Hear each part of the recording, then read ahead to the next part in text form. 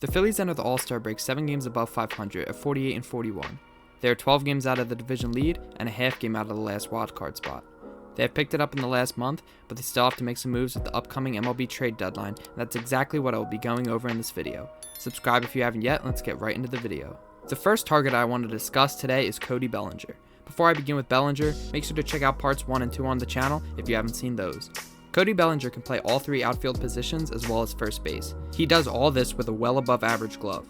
In over 500 innings this season, Bellinger only has 1 error at both center field and first base, the error coming in center field. His outs above average is in the 90th percentile, and his arm is nothing to sneeze at either. He ranks in the 81st percentile in arm strength as well. We have only talked about Bellinger's fielding so far. His hitting has been great this year. As we all know, Cody Bellinger is a former MVP from a couple years ago and has since fallen off with multiple awful seasons.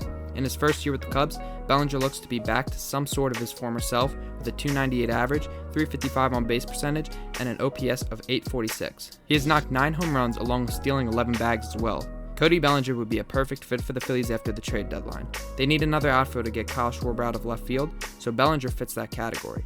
If Harper can't play first after the All-Star break because of his arm, and they want a first baseman, Bellinger can play first as well. There are a lot of upsides to Cody Bellinger, and he is only 27 years old. If things go well for him in Philly, they could always bring him back on another deal because of how young he is. The Phillies should heavily target Cody Bellinger at the end of the month. Sticking with the Chicago Cubs players who we already talked a lot about in these 3 parts, Kyle Hendricks is another starting pitcher for the Phillies to look at. Not to be confused with former Philly Kyle Hendricks. Hendricks is having a pretty solid year, his best season since 2020. He has a 3.03 ERA with a whip of 1.03 in 9 starts this season. Hendricks is a guy who keeps the ball on the ground, and that is exactly what you need inside of a hitter's ballpark like Citizens Bank Park. Opposing batters do not hit the ball hard off him, as his average exit velocity against ranks in the 93rd percentile and hard hit percentage against ranks in the 86th. He makes his opponents chase and doesn't walk a lot of guys. The Phillies always have trouble with keeping guys off base, so Kyle Hendricks will help a lot with that. He will complete your rotation and allow Christopher Sanchez to move to the bullpen and eat some quality innings there. Trading for Kyle Hendricks could also mean that the Phillies would want to package him with Cody Bellinger. If the Phillies want to go after another starting pitcher, Kyle Hendricks is one they should really look at. Third on our list is Oakland A's outfielder Brent Rooker. Rooker, who will be turning 29, is the lone all-star for the poorly organized Athletics. He has had himself a solid season with an on-base percentage of .341 and an OPS of .826. He has hit 16 home runs while driving in 44. Rooker hits the ball hard, as his hard hit percentage is in the 80th percentile and his barrel percentage is in the 91st. He's not the fastest guy, but he can get on base by working a lot of walks. His arm strength is in the 65th percentile, so it would be an upgrade from Kyle Schwarber out in left field. Rooker is not on the top of my list of targets I want the Phillies to go after, but I wouldn't be mad if they were to make a move for him.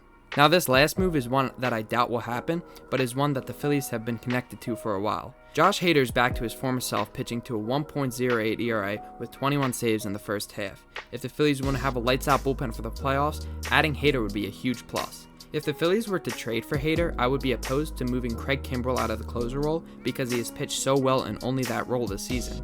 I imagine the Phillies would use their bullpen like the 2018 Brewers. They had an elite back end of the bullpen with Corey Knebel as the closer and Josh Hader pitching in the 8th inning. I wouldn't mind seeing Hader followed by Kimbrell to close out games for the Phillies. Now I doubt they would do this and they might have to give up too much, but let me know what you guys think in the comments about this trade scenario. Thank you guys for watching the video and staying all the way to the end. This will be the last trade deadline targets video I do for the season, as I'm running out of players to talk about.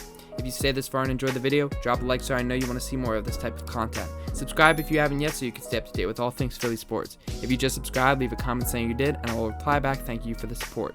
Let me know what videos you want to see in the future, and I'll catch you guys in the next video.